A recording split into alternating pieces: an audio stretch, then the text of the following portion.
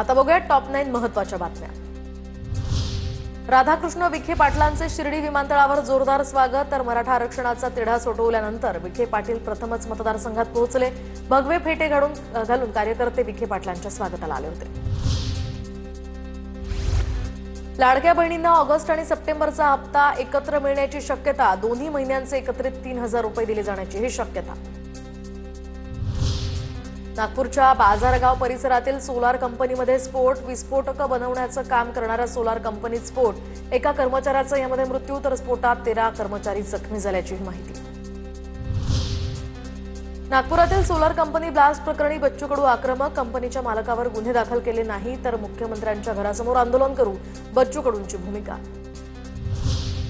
अमरावतीमध्ये super speciality हॉस्पिटलमधील डॉक्टरांचा संप। थकीत मानधनाविरोधात मागील 8 ते 10 दिवसांपासून हे डॉक्टर संपावर। डॉक्टरांच्या संपामुळे रुग्णालयातील शस्त्रक्रिया थांबवल्या।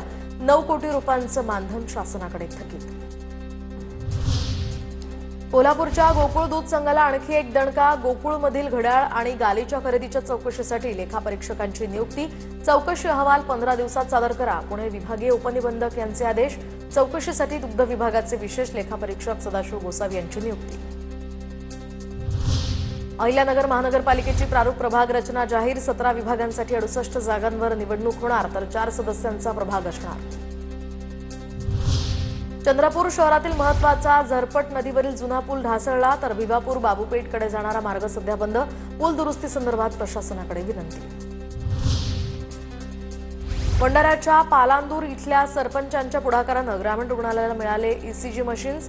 65 गावातील रुग्णांना याचा लाभ होणार। भिवरखेडा इथले सरपंच गणेश हत्तीमारे यांनी प्रशासनाकडे केला होता पाठपुरावा।